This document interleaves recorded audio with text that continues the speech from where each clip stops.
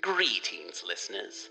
We're back, once again, to talk to you about the Cthulhu mythos, its books, its monsters, its unfortunate human casualties, its timeline in general, and even its tangential bits, like the Dreamlands, or things of a weird nature, or things that are Lovecraftian leaning, weird fiction, science fiction, horror, learn of terrible meetings in lonely places, of cyclopean ruins and vast staircases that lead down to abysses of nighted secrets, of complex angles that lead through invisible walls to other regions of space and time, and of hideous explorations in remote and forbidden places, on other worlds, and in different time-space continua. From the creation of our galaxy to the death of the sun, this is an exploration of the Cthulhu mythos from the perspective of humans' concept of history. We are the People's Guide to the Cthulhu mythos. You can find us at pgttcm.com, pgttcm.podbean.com, and you can find us on Facebook, Twitter, Instagram.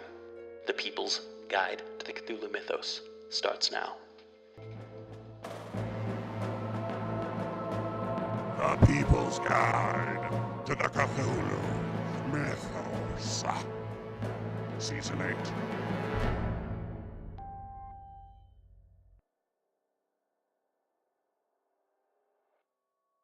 Greetings and welcome to The People's Guide to the Cthulhu Mythos. I am your host, D.B. Spitzer, and between episodes, 107 and 134, we will be talking about The Beetle. The Beetle, a Mystery, is a 1897 horror novel by British writer Richard Marsh. To tell you about it is to spoil it. So check it out, and that'll be going on from now until sometime in December. This episode is brought to you by FoundOutOnClothing.com and BunnySlippers.com. Subscribe to PGTTCM with DB Spitzer and Seraphy. Wherever you subscribe to podcasts, we prefer Podbean and Apple Podcasts.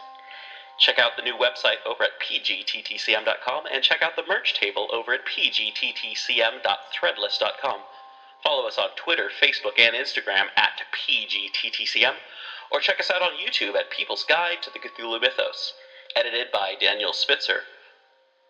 Music by Kevin MacLeod, featuring The Hive, Ghost Story, Ghost Processional, Oppressive Gloom, and our theme song, The Chamber. Recording by Alan Winterowd. The Beetle by Richard Marsh. Chapter 11, A Midnight Episode. The weather out of doors was in tune with my frame of mind. I was in a deuce of a temper, and it was a deuce of a night. A keen northeast wind, warranted to take the skin right off you, was playing catch-you-catch-can with intermittent gusts of blinding rain.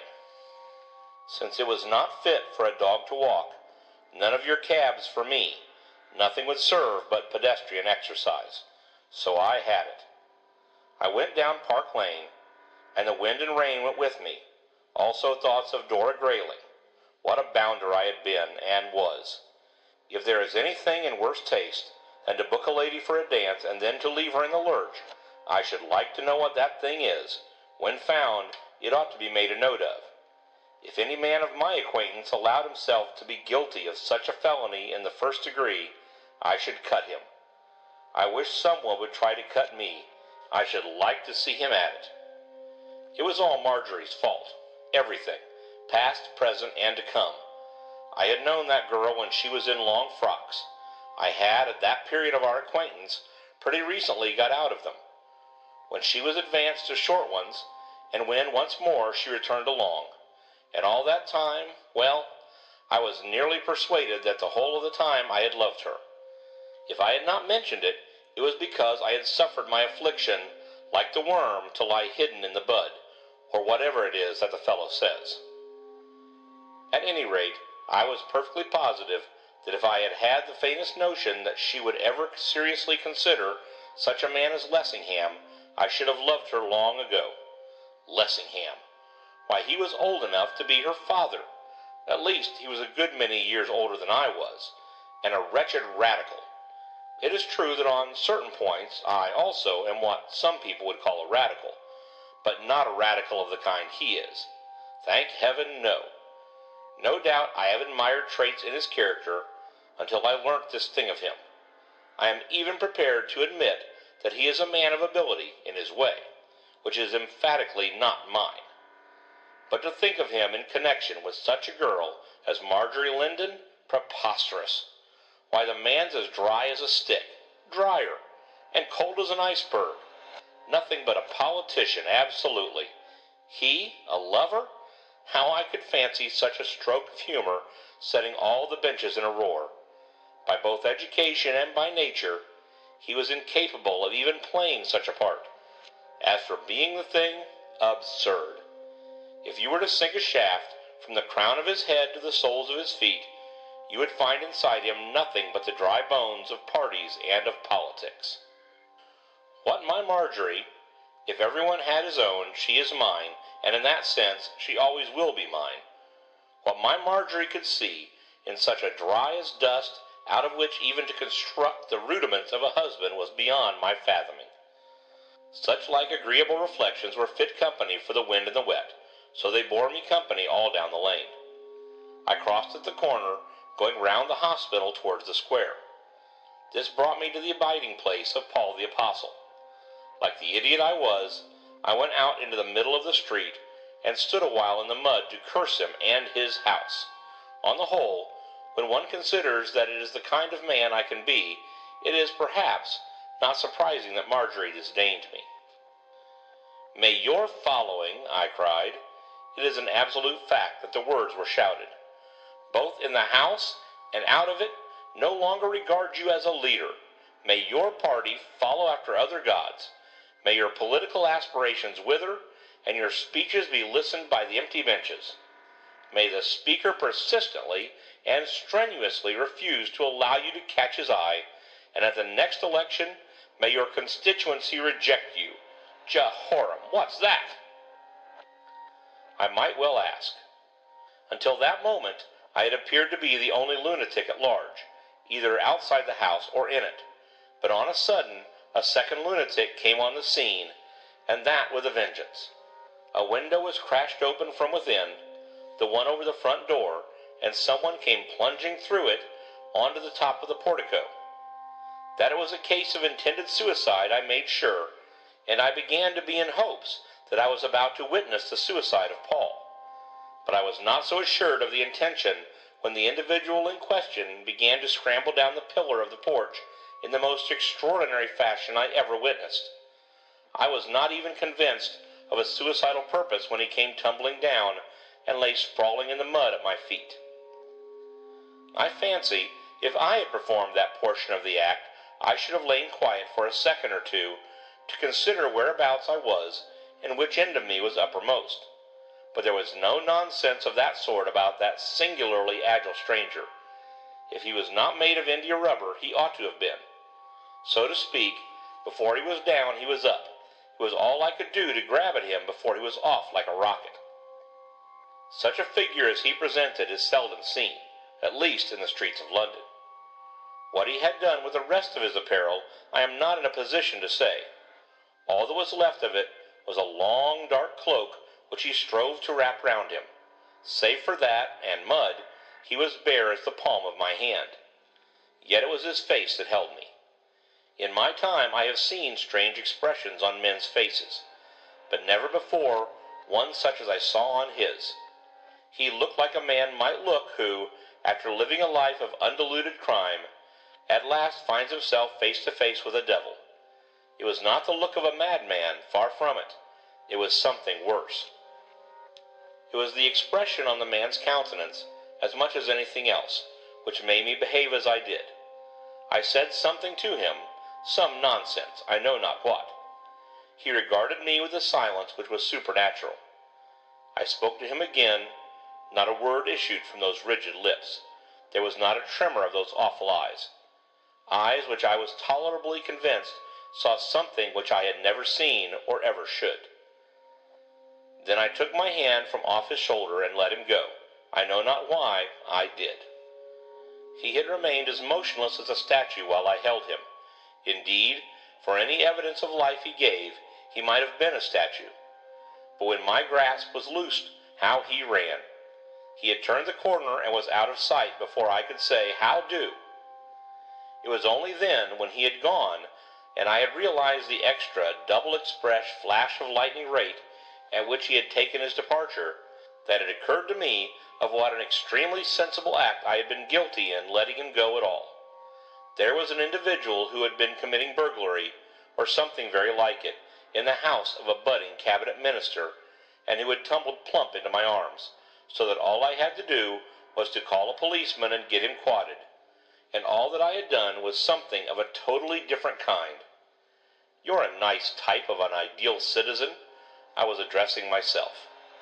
"A first-chop specimen of a low-down idiot.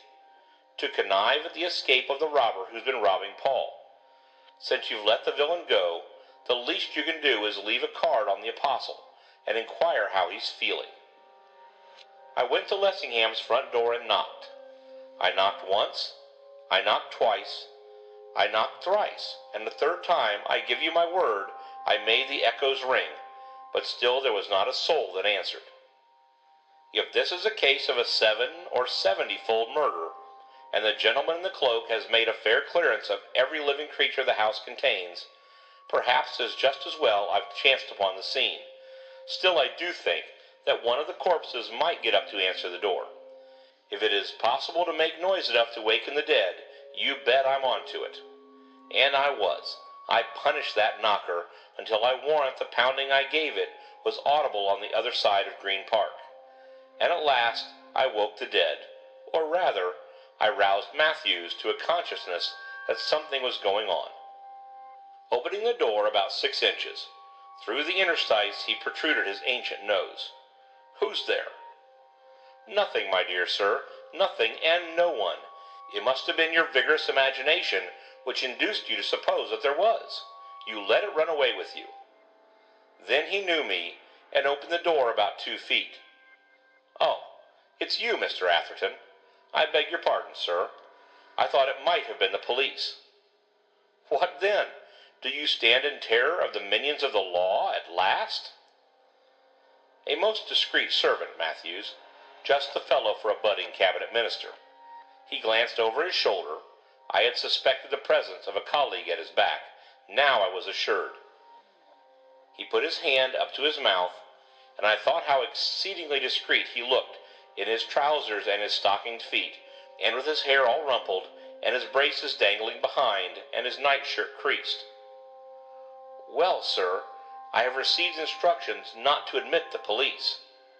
"The deuce you have! From whom?" Coughing behind his hand, leaning forward, he addressed me with an air which was flatteringly confidential. "From Mr. Lessingham, sir." Possibly Mr. Lessingham is not aware that a robbery has been committed on his premises, that the burglar has just come out of his drawing-room window with a hop, skip, and a jump, bounded out of the window like a tennis ball, flashed round the corner like a rocket.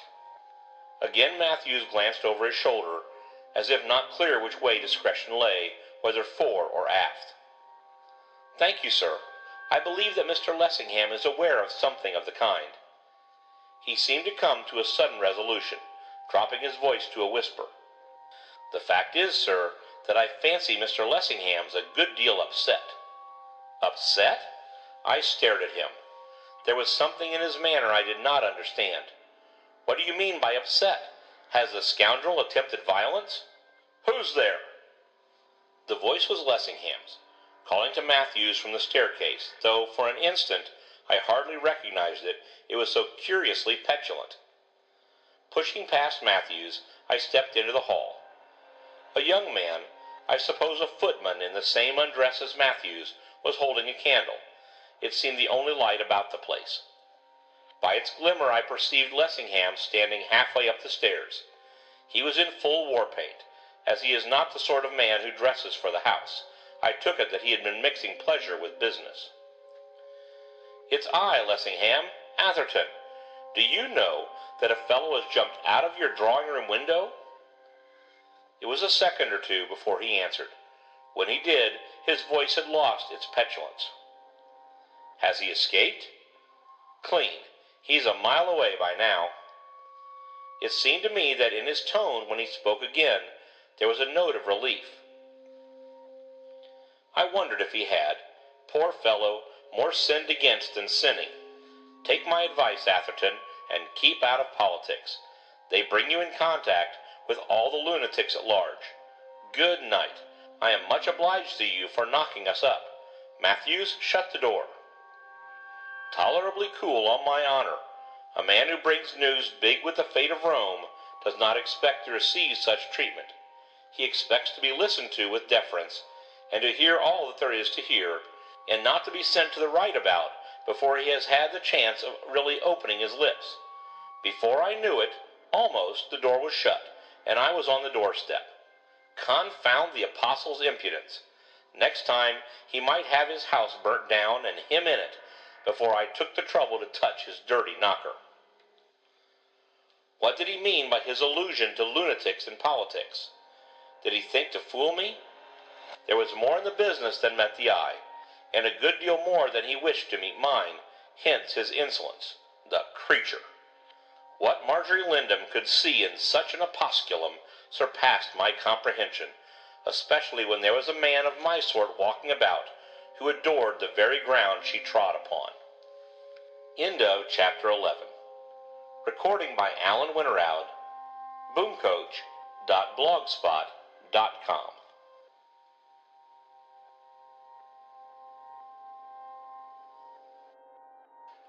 Chapter 12. A Morning Visitor.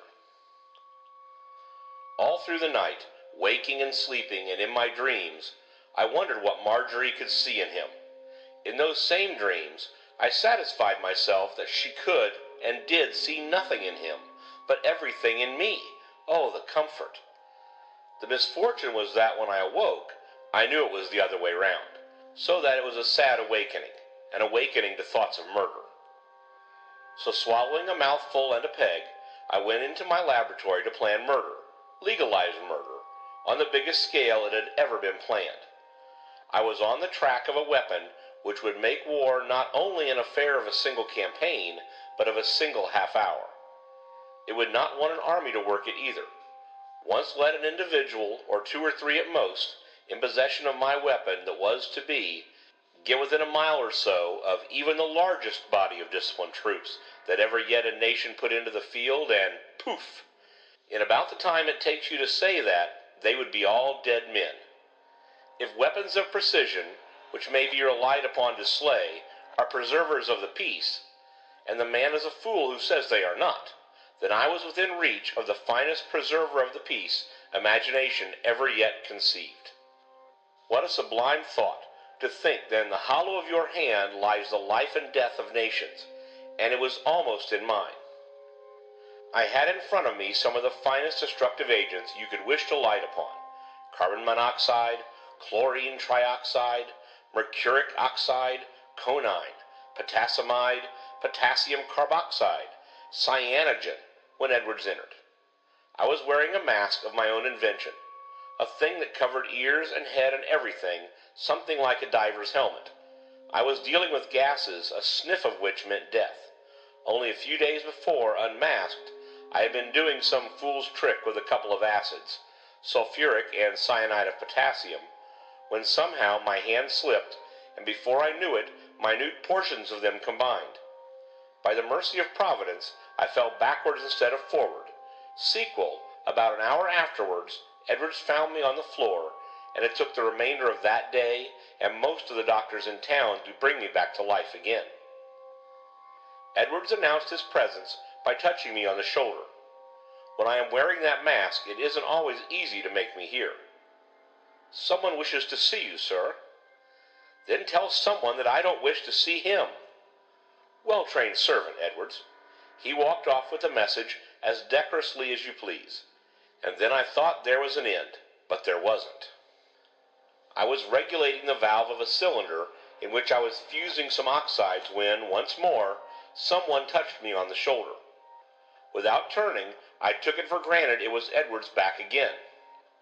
I have only to give a tiny twist to this tap, my good fellow, and you will be in the land where the bogies bloom. Why will you come where you're not wanted?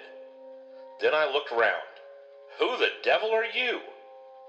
For it was not Edwards at all, but quite a different class of character. I found myself confronting an individual who might almost have sat for one of the bogies I had just alluded to. His costume was reminiscent of the Algerians, whom one finds all over France, and who are the most persistent, insolent, and amusing of peddlers. I remember one who used to haunt the repetitions at the Alcazar at Tours, but there. This individual was like the originals, yet unlike. He was less gaudy and a good deal dingier than his Gallic prototypes are apt to be. Then he wore a burnous, the yellow, grimy-looking article of the Arab of the Sudan, not the spick-and-span Arab of the boulevard. Chief difference of all, his face was clean-shaven, and whoever saw an Algerian of Paris whose chiefest glory was not his well-trimmed mustache and beard? I expected that he would address me in the lingo which these gentlemen called French, but he didn't. You are Mr. Atherton? And you are Mr. who? How did you come here? Where's my servant? The fellow held up his hand. As he did so, as if in accordance with a prearranged signal, Edwards came into the room looking excessively startled. I turned to him. Is this the person who wished to see me? Yes, sir. Didn't I tell you that I didn't wish to see him? Yes, sir. Then why didn't you do as I told you? I did, sir. Then how comes he here? Really, sir? Edwards put his hand up to his head as if he was half asleep. I don't quite know. What do you mean by you don't know? Why didn't you stop him? I think, sir, that I must have had a touch of sudden faintness, because I tried to put out my hand to stop him, and I couldn't. You're an idiot. Go. And he went. I turned to the stranger. Pray, sir, are you a magician?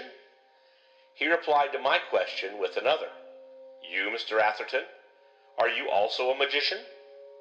He was staring at my mask with an evident lack of comprehension.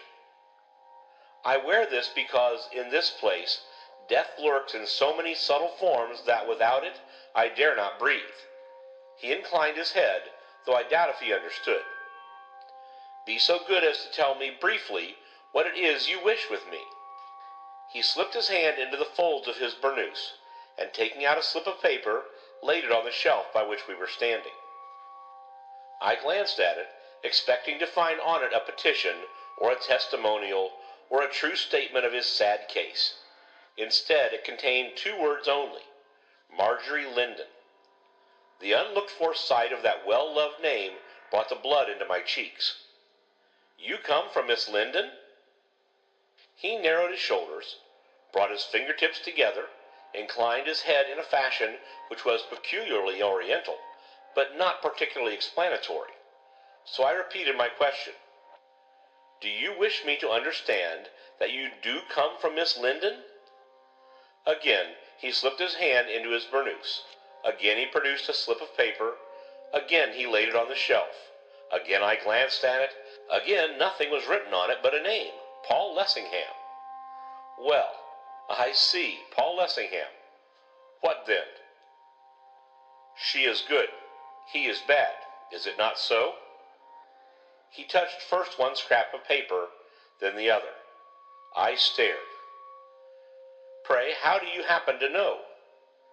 He shall never have her, eh? What on earth do you mean? Ah, what do I mean? Precisely, what do you mean?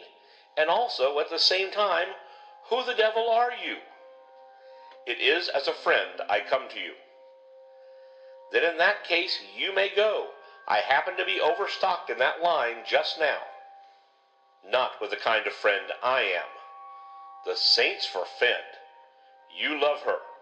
You love Miss Linden. Can you bear to think of him in her arms? I took off my mask, feeling that the occasion required it. As I did so, he brushed aside the hanging folds of the hood of his burnous, so that I saw more of his face. I was immediately conscious that in his eyes there was, in an especial degree, what, for want of a better term, one may call the mesmeric quality. That his was one of those morbid organizations which are oftener found, thank goodness, in the East than in the West, and which are apt to exercise an uncanny influence over the weak and the foolish folk with whom they come in contact, the kind of creature for whom it is always just as well to keep a seasoned rope close handy. I was also conscious that he was taking advantage of the removal of my mask to try his strength on me, than which he could not have found a tougher job. The sensitive something which is found in the hypnotic subject happens, in me, to be wholly absent. I see you are a mesmerist. He started. I am nothing, a shadow. And I am a scientist. I should like, with your permission, or without it, to try an experiment or two on you. He moved further back.